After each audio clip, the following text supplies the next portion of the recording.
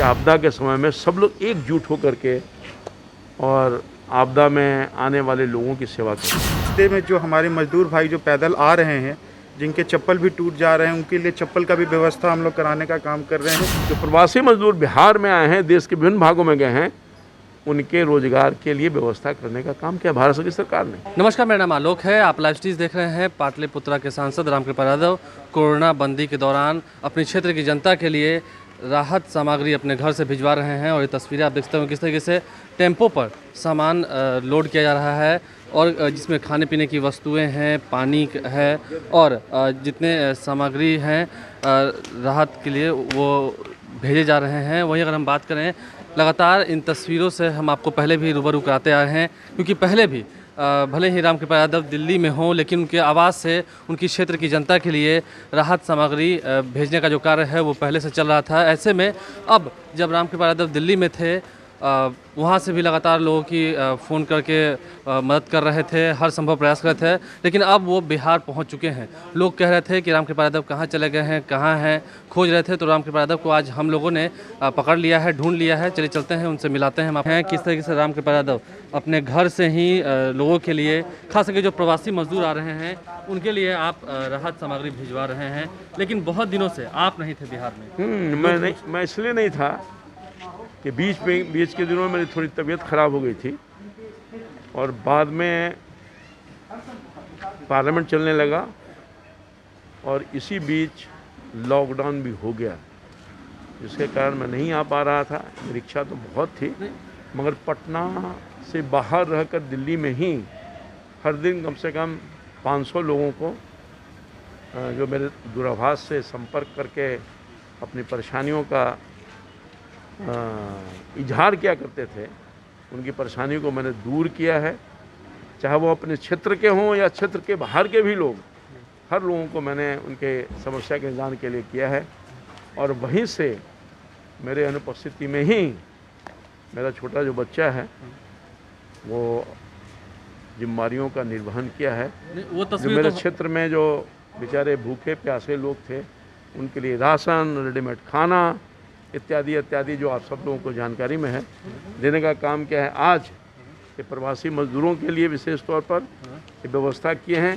बिहटा में खाने, रेडीमेड खाने का भी बन रहा, पहले भी खाना दिया गया है। पैकेट में आपने रखा है जिससे कि ये है पानी, ये है बिस्किट, ये है मुरब्बा और ये है वो फरी।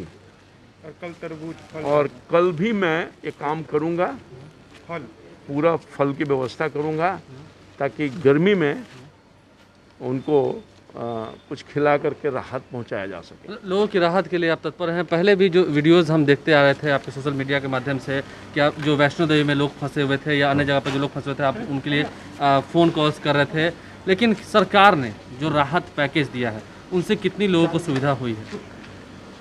मैं समझता हूँ कि बिहार की सरकार और भारत की सरकार, माननीय प्रधानमंत्री जी, माननीय मुख्यमंत्री जी, माननीय उप मुख्यमंत्री जी, सब लोगों के प्रति बहुत आभार व्यक्त करते हैं, जिन्होंने पूरे तौर पर, आपको पता है 20 लाख करोड़ रुपए का राहत पैकेज मिला है पूरे हिंदुस्तान के आम लोगों के लिए।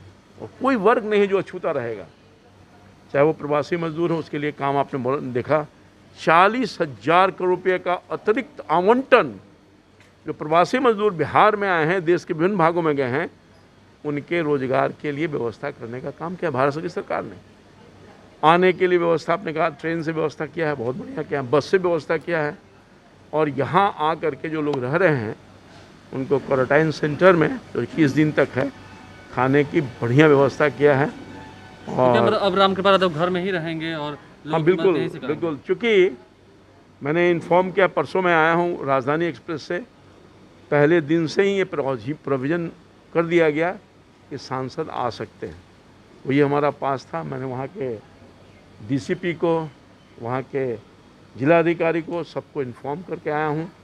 और यहाँ आज मैंने अपने जिलाधिकारी को सूचित किया हूँ और मैंने कहा है कि मैं होम क्वारंटाइन में हूँ और जब तक पूरा नहीं होगा होम क्वारंटाइन, मैं बाहर नहीं निकलूँगा। देखिए किस तरीके से जो सामान आप देख सकते होंगे, टेम्पो भरकर सामान जो है वो लोड कर दिया गया है और थोड़ी देर में इस टेम्पो को रवाना कर दिया जाएगा उस क्षेत्र की जनता के लिए जो ज़रूरतमंद लोग वहाँ पर फंसे हुए हैं उस क्षेत्र में, उनके लिए। खास करके एक आखिरी सवाल लेंगे आपसे चलते चलते। आप कह रहे हैं कि लाखों करोड़ का पैकेज मिला, ये मिला, इस आपदा का समय में कहना नहीं चाहिए, लेकिन विपक्ष कह रहा है कि सब छलावा है, धोखा है। देखिए, अभी वक्त है राजनीति नहीं करने का। मुझे अफसोस के साथ कहना पड़ रहा है कि विपक्ष घटिया राजनीति कर रहा है। अभी सब ये आपदा का समय है और ये हम लोगों का ये संस्कार रहा है बहुत पहले से कि आपदा के समय में सब लोग एकजुट होकर के और आपदा में आने वाले लोगों की सेवा करते हैं। इसलिए मैं कोई टिक्का टिप्पणी नहीं करना चाहता हूँ।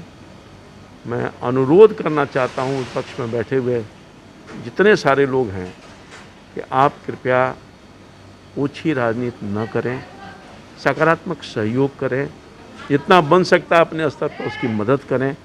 मदद तो कोई करने नहीं आ रहा है, केवल बयान से काम नहीं चलता है। वो कह रहे हैं कि हम भी रसोई चलवा रहे हैं, तो मैं उस पर कोई टिप्पणी नहीं कर, टिप्पणी वो जनता सब जानती है। मुझे ऐसा एहसास हुआ कि विपक्ष अपनी भूमिका नहीं निभा रहा है और सरकार, यहाँ मैं धन्यवाद देना चाहता हूँ सरकार, बिहार सरकार को, भारत की सरकार को, जिन्होंने हर स्तर पर कि जो कोरोना वायरस से लड़ रही है हमारी सरकार, जनता सहयोग कर रही है। मगर चिंता का विषय यह है कि बिहार में लगातार कोरोना से संक्रमित लोग की संख्या बढ़ रही है। इसलिए मैं समझता हूँ कि जो ख़ास तौर पर माननीय प्रधानमंत्री जी ने और मुख्यमंत्री ने, उप मुख्यमंत्री ने अनुरोध किया है, अनुरोध को हमारे अनुशासित रहें और शारीरिक दूरी बनाएं। शारीरिक दूरी को बनाकर रखें, ये साफ साफ कह रहे हैं। एक सवाल, पिताजी काफ़ी तारीफ कर रहे थे आपकी कि उनकी गैर मौजूदगी में आपने काम किया है। अब तो आपके पिता यहाँ आ चुके हैं, क्या ये सिलसिला लगातार जारी रहेगा? कंटिन्यू चलता रहेगा। जिस प्रकार से लॉकडाउन के टाइम में जो आम लोग, जो गरीब परिवार के जो लोग थे, जिनके हर दिन जो कमाने वाले लोग थे, वैसे वैसे व्यक्ति को हम लोगों ने चिन्हित कर अभी तक 15 से 17 हज़ार लोगों को हमने राशन पहुंचाने का काम किया है। और जहां भी पाटलिपुत्रा संसदीय क्षेत्र से हम लोगों को सूचना मिला है, उस व्यक्ति तक हमने पहुंचाने का काम किया है। उसका सारा डिटेल हम लोगों के पास है। और जो रास्ते में जो हमारे मजदूर भाई जो पैदल आ रहे हैं, जिनके चप्पल भी टूट जा रहे हैं, उनके लिए चप्पल का भी व्यवस्था हम लोग कराने का काम कर रहे हैं। आज हम लोग सूखा भोजन जो है, मिक्सचर है, फल हम लोग कल देंगे, मिक्सचर है, आपको बिस्किट है, मुरब्बा है जिससे पेट ठंडा रहेगा, पानी का बॉटल है, ऐसे ऐसे हज़ारों पैकेट हम लोग भिजवाने का आज काम कर रहे हैं। और ये सिलसिला कंटिन्यू चलता रहेगा जब तक मजदूर भाई हमारे क्षेत्र के आसपास के इलाकों से गुजरते रहेंगे। देखिए, मजदूर जब तक बिहार आते रहेंगे, सेवा तब तक जारी रहेगी। इस काम को जनता भी सराह रही है और उम्मीद है आप भी अपने घर बैठे इस काम को ज़रूर सराह रहे होंगे कि ऐसे ऐसे जनप्रतिनिधि आपदा के समय में लोगों तक जा रहे हैं, जितनी संभव मदद उनसे हो पा रही है उतना वो कर रहे हैं। आप लाइव स्ट्रीम देखते रहें, हमारे चैनल को सब्सक्राइब कर लें, साथ साथ फेसबुक पेज भी लाइक करें। धन्यवाद। कि आपदा के समय में सब लोग एकजुट होकर के और आपदा में आने वाले लोगों की सेवा करें। रास्ते में जो हमारे मजदूर भाई जो पैदल आ रहे हैं, जिनके चप्पल भी टूट जा रहे हैं, उनके लिए चप्पल का भी व्यवस्था हम लोग कराने का काम कर रहे हैं। जो प्रवासी मजदूर बिहार में आए हैं, देश के विभिन्न भागों में गए हैं, उनके रोजगार के लिए व्यवस्था करने का काम किया भारत की सरकार ने।